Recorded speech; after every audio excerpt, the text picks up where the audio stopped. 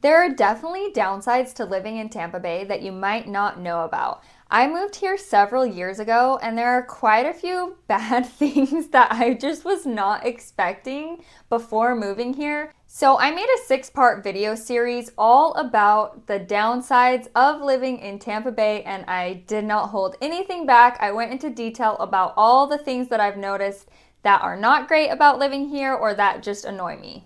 By the way, my name is Shay Green with Impact Realty Tampa Bay. If you have any Tampa Bay real estate questions, don't hesitate to reach out.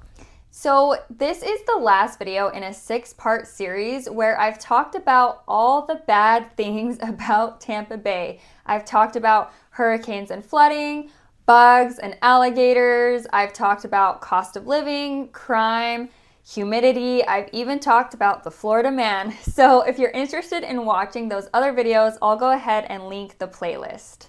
But in this video, I'm specifically talking about overcrowding and traffic. So something that really annoys me about driving in Tampa Bay is that because there are so many waterways, not just the ocean, the actual bay, but there's also so many rivers, lakes, ponds, reservoirs, swamps, just random bodies of water everywhere. So because of that, you can't really take a straight shot when you're driving somewhere. So even when something is 5 miles away, it could take like 20, even 25, 30 minutes to get there sometimes because you have to drive in a roundabout way. So if you are moving here and you're going to be commuting, you'll definitely want to do your research in Google Maps ahead of time so you know what commute times are looking like. So Tampa Bay is getting more crowded as more people decide to move here, so this doesn't help the traffic situation. And a lot of our roads were not built for the population that's here, so there is a lot of construction happening right now to try to expand the roadways and make traffic a little bit better, but we're just not quite there yet. So you'll definitely want to be strategic with where you choose to live and where you will be commuting to. And in general, there's just a lot of talk about how overcrowded Tampa Bay is getting. And to me, I think that's just par for the course with living in a super desirable area. The secret is out and people love living here and people are moving here. So if you are someone that wants a lot of space, like a large yard, lots of land, you don't want close by neighbors, there are places within Tampa Bay where you can live, where you'll get all of that, but you definitely won't be super close to the city centers. And then another thing is there's lots of beach traffic and tourist crowds depending on the time of year. Tourism actually hit record levels last year with 26.7 million people visiting the Tampa Bay area in 2023, which is so hard to even fathom that many people come here. But because this is a vacation destination, there are going to be tourist crowds.